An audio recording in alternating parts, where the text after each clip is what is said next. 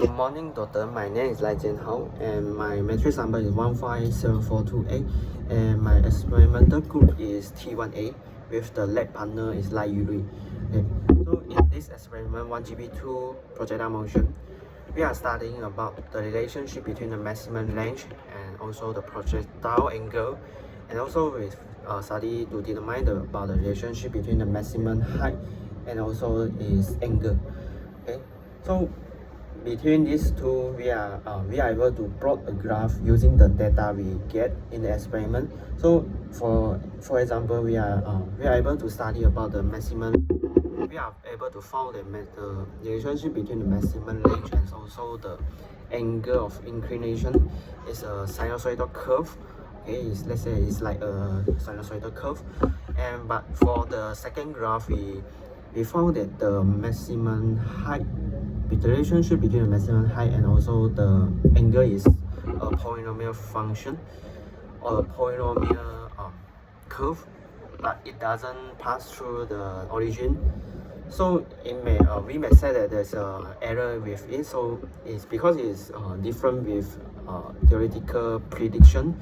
So we may say that the maximum height when we measuring is not very accurate, because we are directly using the eyes, our eyes to see the scale, to see the measurement. So it is about some error in it.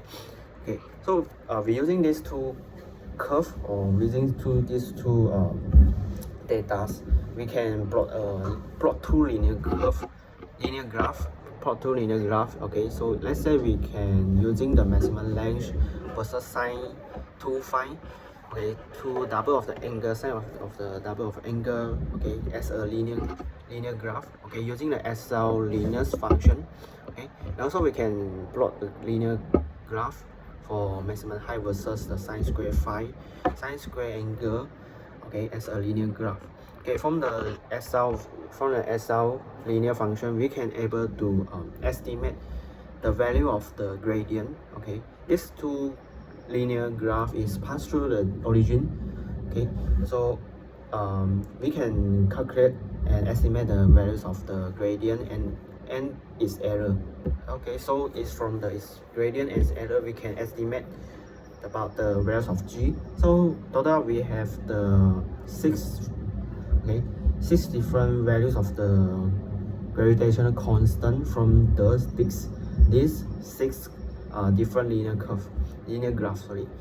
So based on the values we estimated, we can compare with the theoretical G, so to find its percentage of discrepancy, and also from the percentage of error, and also we can find the percentage of error from the error values over the mean value of it, and times with 100%. Okay, so this basically is when we study about the experiment. We study about the part A for part A, but for the part B we are studying about the angle 45 degree.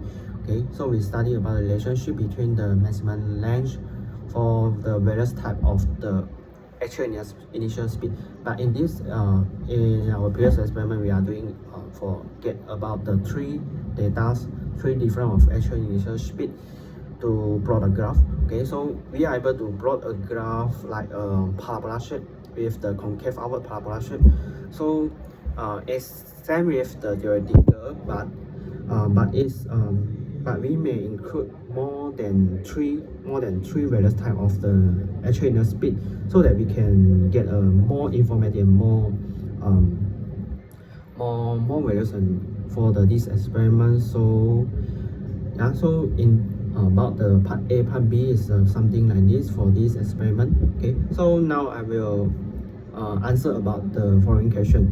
So for the question 3A, what do you think is in my view, okay, in the part A, in my view, the best angle to start with the experiment, I think, is 25 degree, 35 degree, and jump of it, we skip the 45 degree first and we start with 55 and 65. Why I say like that? Because at the 45 degree is the length is maximum. So when doing an experiment, at the 45 degree, the length is maximum. So the table of the on the graphite paper, we need to adjust the length so that the steel ball didn't fall off from it. Okay, so it's basically it's better if we start with instead of a 45 degree. Okay, this is my own view. So at the part B, to increase the accurately, like just now I said that the height of the projection maybe we measure is more error in it because we directly look up. Okay, so when we can increase the accuracy, we may use the stroboscopy to take the photo. Like in the projectile motion for the steel ball, we may take the photo using the stroboscopy, so it can show that the steel ball is at what scale, what measurement when it's at the highest position. Okay, and also we need to make sure that the stroboscopy is pressed at the same level at the maximum height, so to minimize the parallax error. Okay, so suggest a way in the part C. Okay, to suggest for the way to determine the time taken for the projectile motion. Okay, we may put a camera on our phone, okay, smartphone, okay, with the high resolution. Okay, so we may put our phone on before it, and we put another stopwatch. Okay, stopwatch at the besides of the table, so we can record a video and we can stop it or adjust the time. Okay, the stopwatch is start initially, is start before so when we taking the video, we can see that when the projectile motion is performing, the stopwatch is also calculating the time, so we can take the initial time and also the final time and take the difference of it, so that we can measure the time of the whole projectile motion of the time. Okay, so if we want to find the time taken for the projectile to reach the maximum height, so we can see from the video the time stopwatch, the time represented at the stopwatch, and when the steel ball is reach the maximum height, we can take the difference time of it. Okay, so that's my way to do the time, to do this time taken, to take the time.